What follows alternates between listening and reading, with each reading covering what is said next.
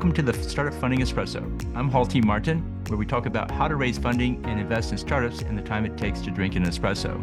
If you have a question about startup funding or investing, please go to the website, startupfundingespresso.com, and type in your question into the chat bot in the lower right corner to receive an answer.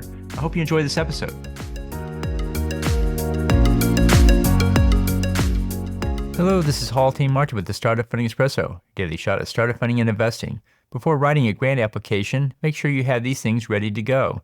A clear statement of the status of the technology and how it works, a value proposition of the technology and how it can provide benefits, a clearly defined goal for the use of grant funding, ability to show how your project fits the criteria of the granting organization, how you will use the funds to accomplish the goal, a team that will take the grant funding and create a result, the team that scheduled time to work on the project, a method to monitor the results of the project to see if the goals are being met, a process for tracking expenses and reporting back to the granting organization, facility and equipment resources lined up for the technical work. If you're selling the prototype, then you'll need a list of prospective buyers.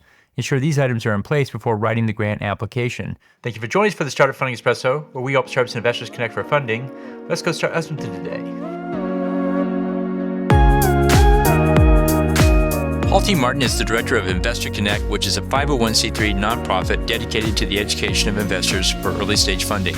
All opinions expressed by Hall and podcast guests are solely their own opinions and do not reflect the opinion of Investor Connect. This podcast is for informational purposes only and should not be relied upon as a basis for investment decisions.